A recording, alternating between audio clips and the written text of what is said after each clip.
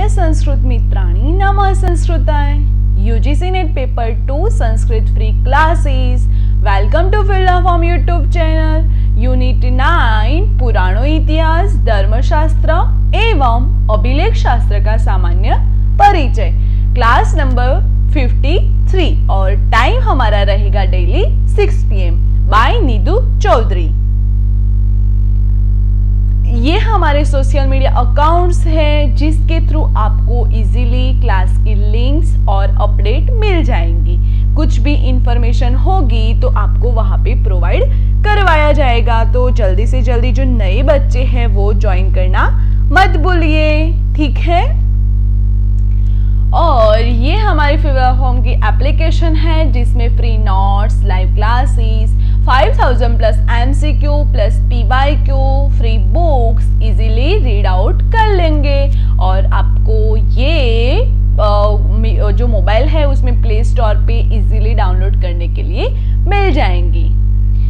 ये हमारे free classes का टाइम टेबल है जिसमें 9 AM को GK की क्लास लगेगी, 11 AM को पेपर फर्स्ट की क्लास लगेगी, 2 PM को पेपर फर्स्ट के MCQ की क्लास लगेगी, 6 PM को जो हमारा पेपर 2 है संस्कृत उसकी क्लास लगेगी, और जो 9 PM है वो paper first DI, maths, reasoning ये सब हमारा हो गया, उसकी क्लास लगेगी.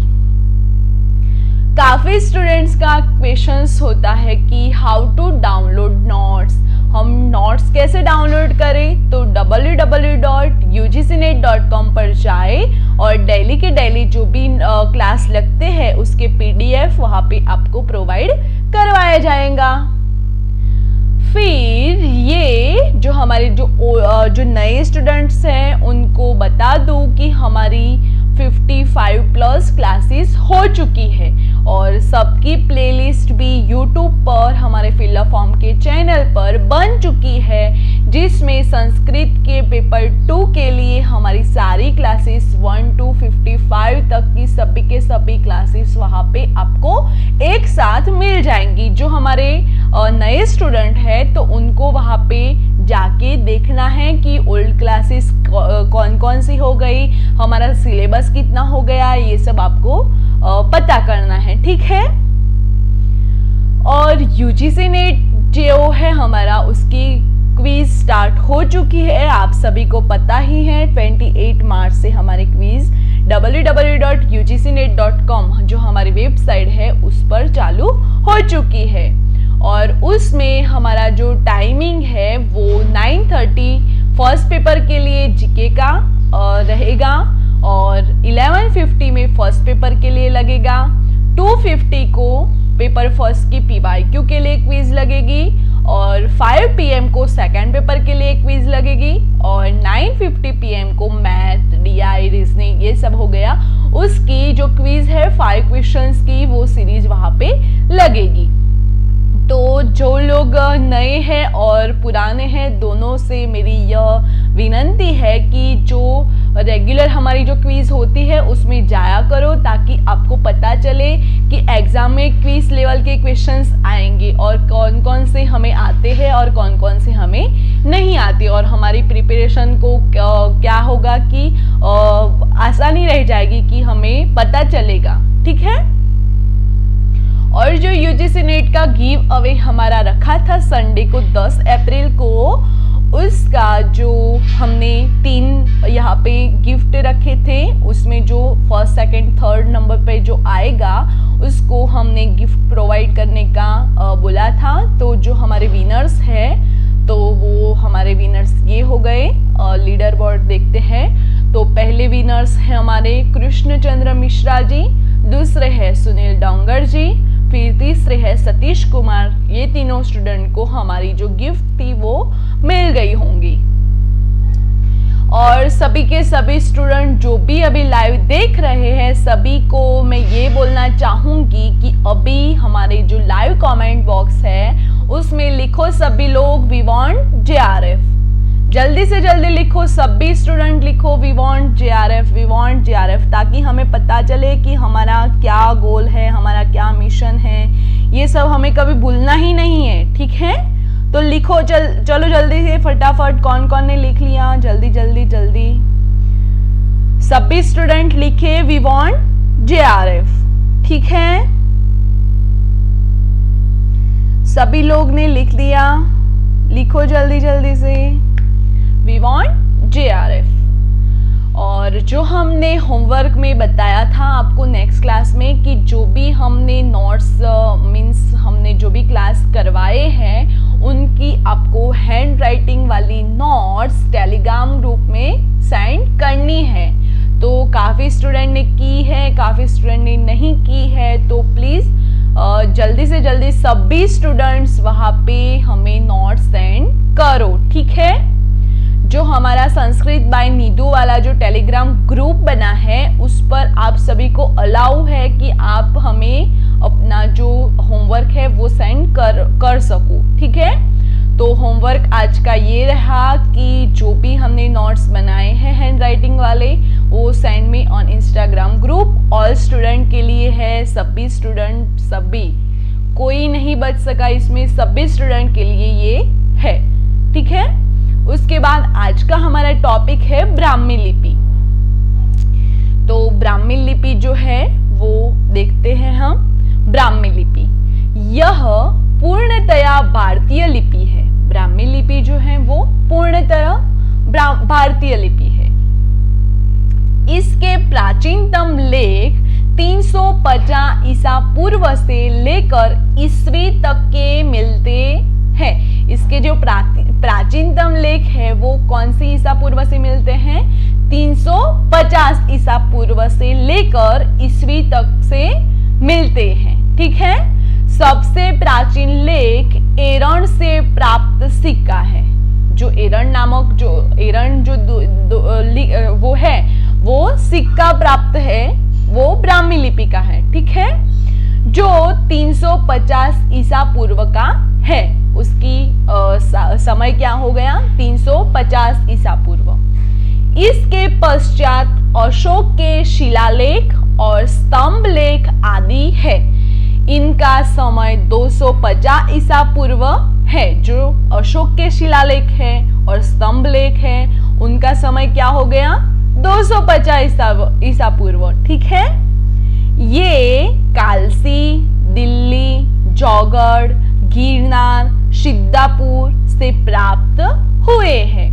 तत्पश्चात ईसा पूर्व ब्राह्मी लिपि में ये अभिलेख मिलते हैं कि घनसुंदी 250 ईसा पूर्व, दशरथ जो 200 ईसा पूर्व, बरहुत जो 150 ईसा पूर्व, मथुरा जो 150 ईसा पूर्व से 100 ईसा पूर्व का इसका समय है, हाथी गुफा 160 ईसा पूर्व, नानघाट जो 150 ईसा पूर्व।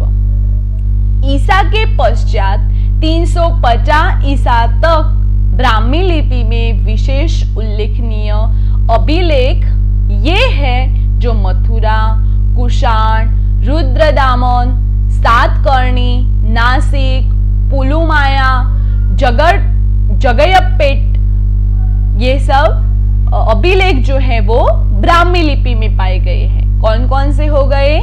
जो ब्राह्मी लिपि में पाए गए हैं और कौन सी साल में? 350 तक के जो समय है हमारा उसके पश्चात का, उसमें ब्राह्मी लिपि में विशेष उल्लेखनीय जो अभिलेख है वो मथुरा, कुषाण, रुद्रदामन, सातकर्णी, नासिक, पुल्लुमाया और जगयपेट, ये हो गए अभिलेख जो ब्राह्मी लिपि में प्राप्त हैं। प्रोफेसर ब्यूलर ने विशेष अध्ययन के बाद प्रस्तुत किया कि ब्राह्मी लिपि में 41 अक्षर है। जो प्रोफेसर ब्यूलर है उन्होंने अध्ययन करने के बाद प्रस्तुत किया कि जो ब्राह्मी लिपि है उसमें कितने अक्षर हैं? 41 यानी 41। 9 स्वर है और 32 व्यंजन है। तो जो टोटल अक्षर है वो 41 है और उसमें 9 स्वर है यानी और स्वर हैं और 32 है वो व्यंजन हैं। तो देख लेते हैं हम स्वर और व्यंजन क्या है, वबल वाला देख लेते हैं हम। स्वर उसमें पाए गए हैं अ, आ, ई, उ, ए, ओ। ये टोटल 9 स्वर ब्राह्मी लिपि में पाए गए हैं। उसके बाद व्यंजन क, ख, ग, ग, च, छ, ज, ज और ट, ठ, ड, अण, त, थ, द, न, प, फ, ब, म, य, र, ल, व, श, स, ह। ये टोटल 32 जो इसमें ज्ञात होता है कि ब्राह्मी में जो खरोष्ठी से 4 ध्वनियां अधिक होती है। जो ब्राह्मी लिपि है उसमें 41 अक्षर मिलते हैं, जिसमें 9 जो है वो स्वर हैं और 32 जो है व्यंजन है। उसके बाद खरोष्ठी, तो ब्राह्मी में खरोष्ठी से 4 ध्वनियां अधिक है कि आ, ई, उ, ए। ये 4 ध्वनियां जो है वो खरोष्ठी से ब्राह्मी में अधिक है। दोनों में ड अक्षर नहीं है। दोनों में क्या अक्षर नहीं है? ड, यानी अंग, ऐसा जो ड अक्षर है वो नहीं है। ठीक है। ब्राह्मी का नामकरण, नाम के लिए 3 व्युत्पत्तियां बताई गई है। पहली है ब्रह्म या ब्रह्मा से उत्पन्न हुई, और दूसरी है ब्रह्म वेद या ज्ञान की रक्षा के लिए इसे बनाया गया, और तीसरी है ब्राह्मणों ने इसे बनाया या प्रयुक्त किया। तो क्या हो गया ब्राह्मी का नामकरण? तो नाम के लिए 3 व्युत्पत्तियां मिली है। तो कौन कौन सी है? तो पहली है ब्रह्म या ब्रह्मा से उत्पन्न हुई, दूसरी है ब्रह्म यानी वेद या ज्ञान की रक्षा के लिए जो बनाया है वो, और तीसरी है ब्राह्मणों ने इसे बनाया या प्रयुक्त किया। ठीक है, ये हो गई ब्राह्मी का नामकरण। उपर्युक्त तीनों मतों में प्रथम मत अधिक उचित प्रतीत होता है। जो पहला मत है कि ब्रह्मा यानी जो ब्रह्म यानी ब्रह्मा है उन्होंने उत्पन्न किया हुआ है, तो ये अधिक उचित है। और ब्रह्म से संबंध ज्ञान आदि को ब्राह्म या ब्राह्मी कहा जाता है। जो ब्रह्म से संबंधित ज्ञान है जो वो ब्रह्म या ब्राह्मी कहा जाता था। यजुर्वेद अध्याय 31 मंत्र 20-21 में ब्रह्म से संबंध अर्थ में ब्राह्म और ब्राह्मी का प्रयोग मिलता है। जो यजुर्वेद है उसके अध्याय 31 में मंत्र नंबर 20 और 21 में ब्रह्म से संबंध अर्थ में ब्राह्म और ब्राह्मी का प्रयोग मिलता है। तो पहला है रुचाय ब्राह्माय, यजुर्वेद के 31 के अध्याय में 20वां जो मंत्र है उसमें है, और रुचम ब्राह्मम तो यजुर्वेद के 31वें अध्याय में 21वां जो है मंत्र उसमें बताया है। तो रुचाय ब्राह्मय और रुचम ब्राह्मम, ये हो गया ब्राह्मी और ब्राह्म और ब्राह्मी का प्रयोग। ठीक है। चीनी विश्वकोश फा युआन चुलिन में ब्राह्मी लिपि का निर्माता ब्रह्म या ब्रह्मा नामक आचार्य माना गया है। जो चीनी का विश्वकोश है, जैसा हमारा भारतीय विश्वकोश है वैसा चीनी का विश्वकोश है, फा युआन चुलिन में ब्राह्मी लिपि का निर्माता ब्रह्म या ब्रह्मा नामक आचार्य माना गया है। अमरकोशकार अमर सिंह ने संस्कृत को ब्राह्मी एवं भारतीय अर्थात भारतीय भाषा कहा है। जो अमरकोशकार जो अमर सिंह है उन्होंने संस्कृत को ब्राह्मी एवं भारतीय अर्थात भारतीय भाषा कहा है। ब्राह्मी तो भारतीय भाषा गरवाणी सरस्वती। अमरकोश कांड पहला में शब्दादि वर्ग में पाया गया है। ठीक है। इस भाषा का प्रयोग वेद ज्ञान की रक्षा के लिए किया गया है। भारतीय विद्वानों और ब्राह्मणों ने इसका प्रयोग किया है। अंततः पूर्वोक्त तीनों व्युत्पत्तियों कुछ हद तक ठीक व्युत्पत्तियां बताई थी वो पूर्वोक्त तीनों व्युत्पत्तियों कुछ हद तक ठीक बैठती है। ठीक है, उसके बाद हम देखते हैं ब्राह्मी लिपि की उत्पत्ति। कैसे हुई ब्राह्मी लिपि की उत्पत्ति? तो हम देखते हैं कि ब्राह्मी लिपि की उत्पत्ति के विषय में बहुत विवाद है। जो पश्चात्य विद्वान हैं तो पश्चात्य विद्वानों ने इसकी उत्पत्ति फोनीशी लिपि, सामी लिपि या चीनी लिपि से मानी है। जो ब्राह्मी लिपि है उसकी जो उत्पत्ति है वो कैसे मानी है? पाश्चात्य विद्वानों ने फोनीशी लिपि, सामी लिपि या चीनी लिपि से मानी है। भारतीय विद्वानों ने इसकी भारतीय उत्पत्ति मानी है। विचार करने से ज्ञात होता है कि पाश्चात्य विद्वानों के मत अत्यंत अपुष्ट आधारों पर है।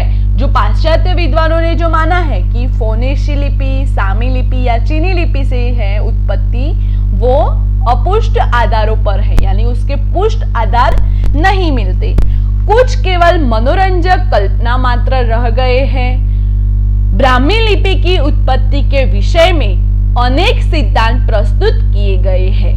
इन सिद्धांतों को दो मुख्य धाराओं में विभक्त किया जा सकता है। पहला है विदेशी उत्पत्ति का सिद्धांत और दूसरा है बृहद भारत की स्वदेशी उत्पत्ति का सिद्धांत। क्या हो गए सिद्धांत? दो सिद्धांत है मुख्य, तो दो है तो वो क्या है? विदेशी उत्पत्ति का सिद्धांत और दूसरा है बृहद भारत की स्वदेशी उत्पत्ति का सिद्धांत। विदेशी उत्पत्ति के सिद्धांत को मानने वाले पुनः दो भागों में एवं तीन भागों में विभक्त किया जा सकता है। तो हम देखते हैं पाश्चात्य स्रोतों। कई पाश्चात्य विद्वानों का मत है कि जो भारतवासियों हैं तो उनके अक्षर लिखना विदेशियों से सीखा तथा ब्राह्मी लिपि भी उसी प्रकार प्राचीन फिनिशियन लिपि से व्युत्पन्न हुई है।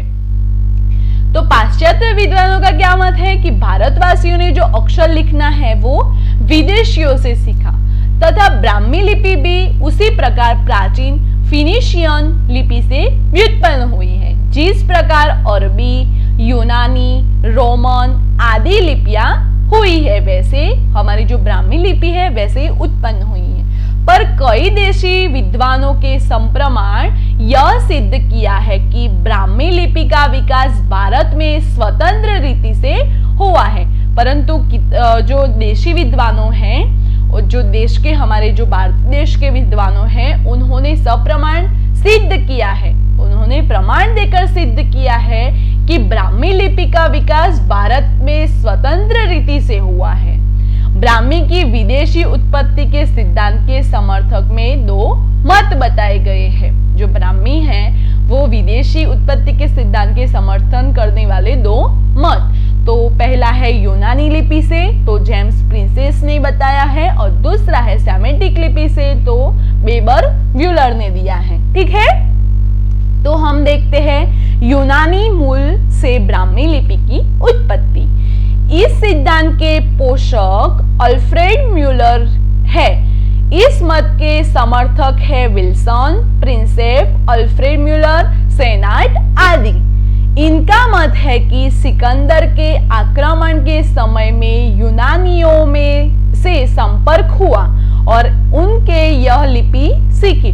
जो यूनानियों थे तो उनसे हमारा संपर्क हुआ और उनसे ये लिपि सीखी, ऐसा किसका मत है? विल्सन, प्रिंसेस, अल्फ्रेड म्यूलर और सेनाट, ये सबका मत है कि सिकंदर का जब आक्रमण हुआ तब उस समय यूनानियों के संपर्क हुआ और उनसे यह लिपि सीखी।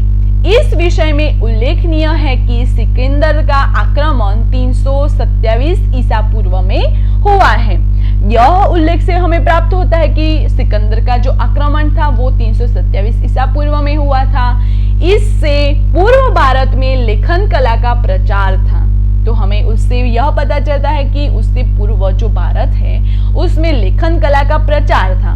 ब्यूलर और डिरिंजर का भी यही मत है कि सिकंदर से पूर्व भारत में भारतीय लिपि प्रचलित थी। अंततः उनके बाद लिपि का प्रारंभ मानना असंगत है।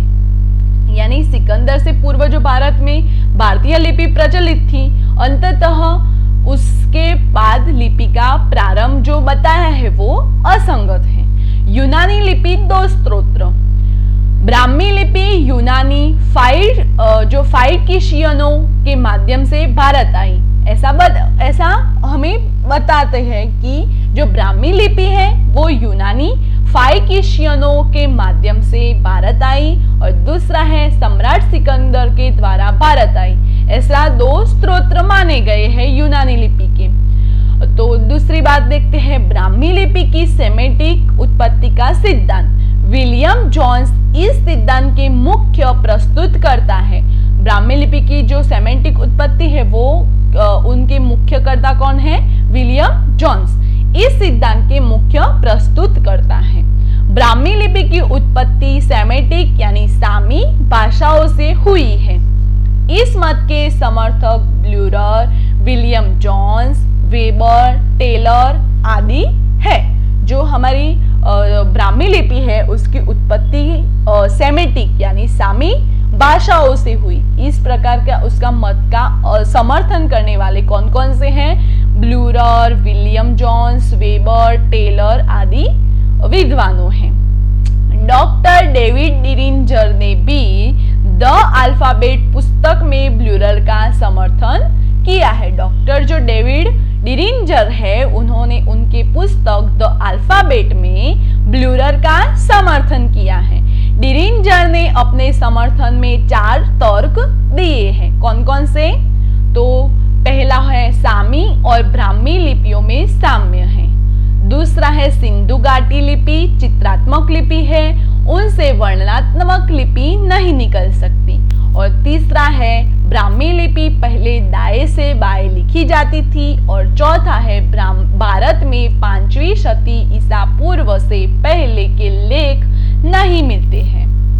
ये 4 किसके मत हैं? जो डॉक्टर डेविड डिरिंजर है उन्होंने 4 तर्क बताए हैं कि सामी और ब्राह्मी लिपियां है वो उन दोनों लिपियों में साम्यता है। दूसरा ये मत दिया है कि सिंधु घाटी लिपि चित्रात्मक लिपि है। जो सिंधु घाटी पर जो लिपि प्राप्त है वो चित्रों के रूप में प्राप्त है यानी चित्रात्मक लिपि है।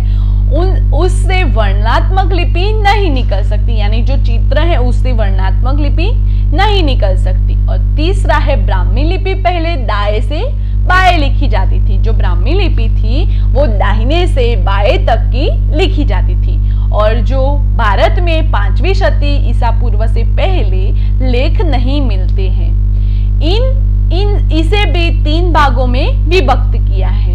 पहला है फिनिशियन मूल, दूसरा है दक्षिण सेमेटिक मूल और तीसरा है उत्तर सेमेटिक मूल। ठीक है, जो है उसको 3 भागों में विभक्त किया है। फिनिशियन मूल, दक्षिण सेमेटिक मूल और उत्तर सेमेटिक मूल। इसके बाद ब्राह्मी लिपि की उत्पत्ति। तो ब्राह्मी लिपि है उसकी उत्पत्ति कैसे? तो यूनानी लिपि और सेमेटिक लिपि। तो यूनानी लिपि तो मैक्स म्यूलर, सेनार्ट और जेम्स प्रिंसेप। और उसके बाद जो सेमेटिक लिपि है उसमें 3 पार्ट में डिवाइड किया है, उत्तर सेमेटिक, दक्षिण सेमेटिक और फिनिशियन यानी पेणी। ठीक है, तो उत्तर सेमेटिक जो है उसमें ब्लूरर, डेविड डिरिंजर ये सब उत्तर सेमेटिक में हो गए।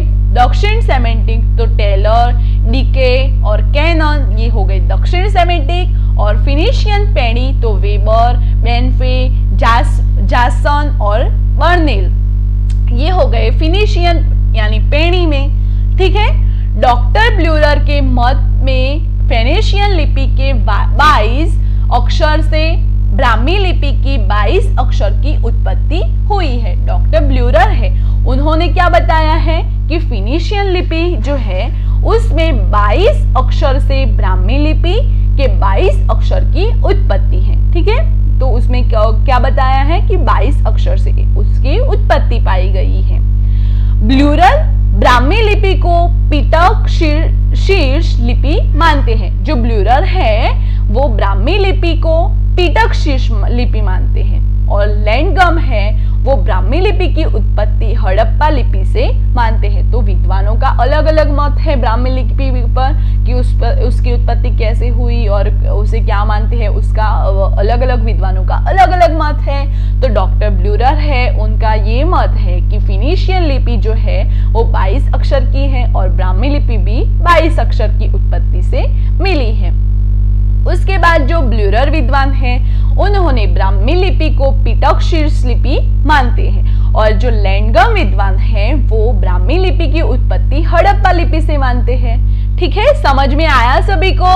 मैं जो चला रही हूँ क्लास में वो सभी को समझ में आ रहा है? तो एक बार जल्दी से जल्दी थंब करें, जल्दी से जल्दी थंब करें ताकि हमें पता चले कि आप सभी को जो मैं बोल रही हूँ वो समझ में आ रहा है। ठीक है, जल्दी से जल्दी थंब करो ताकि हमें पता चले। जल्दी से जल्दी हम आगे उसके बाद देखते हैं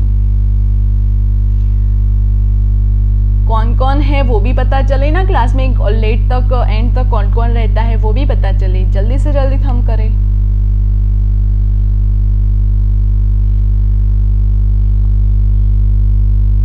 गुड। उसके बाद हम देखते हैं हमारा जो नेक्स्ट क्लास है वो ब्राह्मी लिपि पर ही होगा। उसका जो भारतीय स्रोत है वो कैसा है, उसमें भारतीय स्रोत में क्या क्या हुआ है, उसमें क्या क्या इन्वॉल्व है, वो सब बातें हम डिटेल्स में उसके बाद के नेक्स्ट क्लास में हम देखेंगे। ठीक है, तो क्या देखेंगे हम नेक्स्ट क्लास में? ब्राह्मी लिपि के भारतीय स्रोत। ठीक है, सभी लोग जो हमारा क्लास हुआ उसको लाइक एंड शेयर करना मत भूलिएगा ताकि ये क्लास बड़ी मेहनत से होती है, वो आप सभी के लिए ही होती है और वो सब बिल्कुल फ्री में होती है। तो प्लीज फ्री की वैल्यू करा करो। ठीक है, तो लाइक शेयर एंड सब्सक्राइब करना मत भूलिएगा। फीडबैक आपको क्लास कैसा लगा वो कमेंट बॉक्स में अपना कमेंट करके नेक्स्ट क्लास में आपका सॉल्यूशन पाए। अगर आपको कुछ डाउट्स है तो आपका जो डाउट्स है वो हम नेक्स्ट क्लास में सॉल्यूशन करवा देंगे। ठीक है, फॉर मोर इन्फॉर्मेशन के लिए www.ugcnet. और हमारे सारे सोशल मीडिया अकाउंट्स लिंक्स यहाँ पे दी हुए हैं, तो वहां पे आप फॉलो अप हमसे कर सकते हैं और हमसे कनेक्ट रह सकते हैं। ठीक है, जिसने भी खुद को खर्च किया है दुनिया ने उसी को गूगल पर सर्च किया है, ये बात कभी मत भूलना। इसीलिए मैं बार बार आपके सामने लेकर आती हूँ। आज के लिए इतना ही। Thank you for watching this video. Have a nice day. Take care. Bye all students.